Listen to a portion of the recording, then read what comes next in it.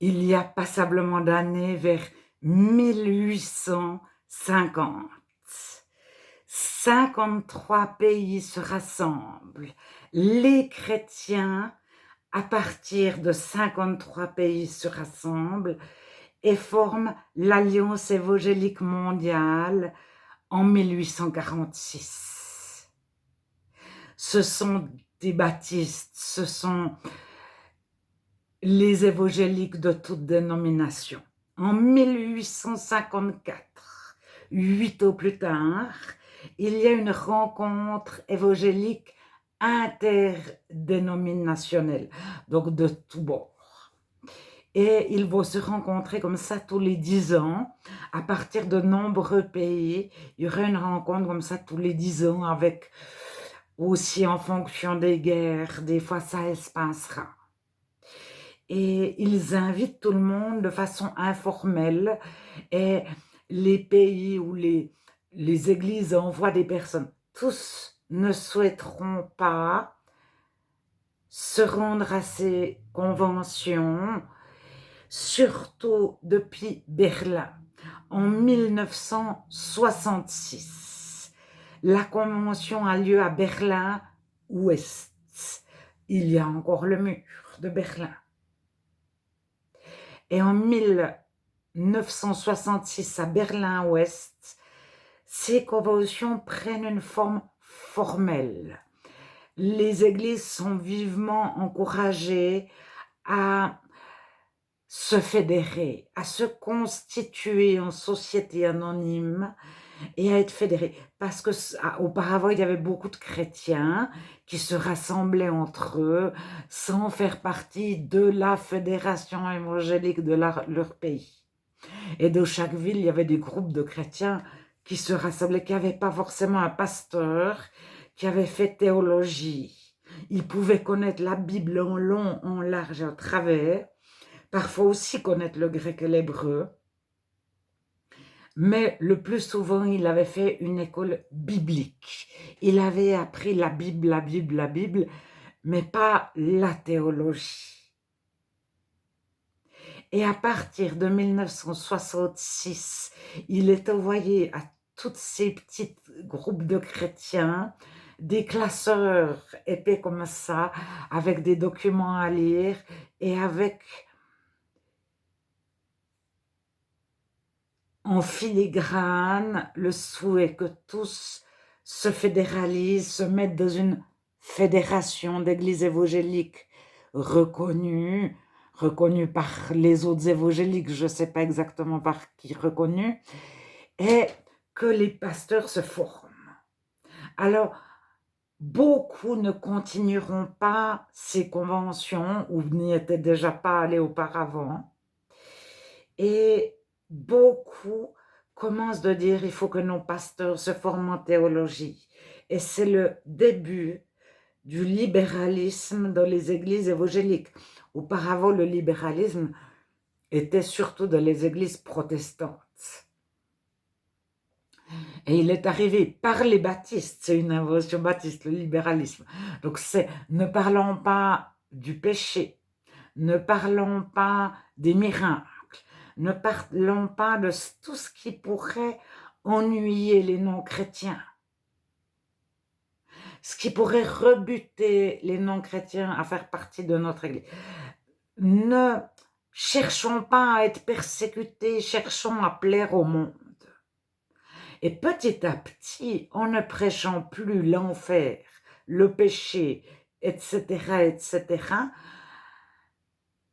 les pasteurs ayant toujours appris plus de théologie et toujours moins de Bible, dans les écoles de pasteurs, tout à coup, il n'était plus obligatoire de croire en Dieu, de croire en Jésus, de croire la Bible. Et les petites brebis, les églises de tous bords évangéliques se mettent à se sentir à part si le pasteur qu'elles engagent n'a pas fait théologie. il y a vraiment une séparation et il y a vraiment une recommandation d'avoir un pasteur qui a fait théologie, donc qui ne croit pas. Mais les petites brebis des fois ne le savent pas. Et c'est sortez de vos sectes, euh, ayez un pasteur qui est cultivé. Et en 1974 est créée la Convention de Lausanne. Lausanne est une ville de Suisse, près de Genève. Il y a Genève, Lausanne, qui sont très proches. Et à Lausanne, énormément d'évangéliques se rencontrent et ils signent une convention pour l'évangélisation. Mais pour pouvoir la signer, il faut être un pasteur qui fait partie d'une fédération ou un envoyé de notre église dont l'église évangélique fait partie de la fédération X ou Y. Et il y a vraiment des fédérations évangéliques qui se créent de tous les pays, en particulier en France, en Suisse, en Europe et aux États-Unis. Et c'est vraiment le début des évangéliques qui deviennent protestants. Leur pasteur ne croit pas à la Bible. Alors, il y a, depuis les années 2000, un peu avant, déjà aux États-Unis, les églises se vident, se vident, se vident, se vident. Alors, en 1989, il se retrouve à Manille aux Philippines, 170 pays. En 2000, à Amsterdam aux Pays-Bas. En 2010, au Cap, donc en Afrique du Sud, le 198 pays sont représentés. Alors, il y a des conventions, ça s'appelle le manifeste, etc. Et euh, c'est vraiment à but d'évangélisation. Et les chrétiens dans les pays où il y a un renouveau, il y avait presque plus de chrétiens en Inde, il y avait presque plus de chrétiens en Chine, il y avait presque plus de chrétiens en Corée du Sud en particulier, dans les pays du Maghreb, etc. Et ça a permis à tous ces chrétiens de se rassembler, de se connaître, et ce sont aujourd'hui les pays où il y a le plus de chrétiens dans le monde. La Chine, l'Inde, le Brésil, etc. Bon, ben, c'est aussi proportionné en nombre d'habitants. Bien sûr qu'un tout petit pays comme la Suisse, même si tous les Suisses deviennent chrétiens, ils ne sont pas beaucoup.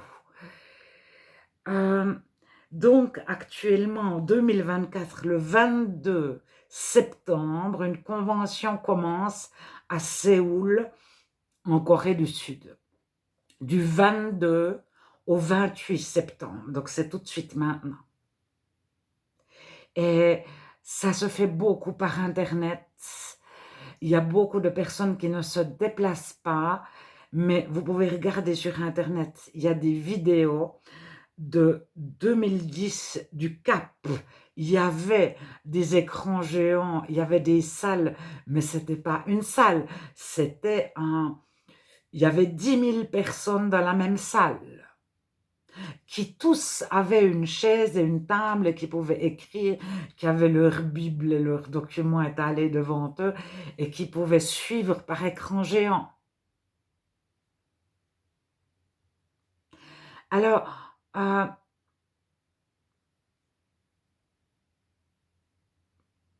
je crois que j'ai tout dit. J'ai tout dit.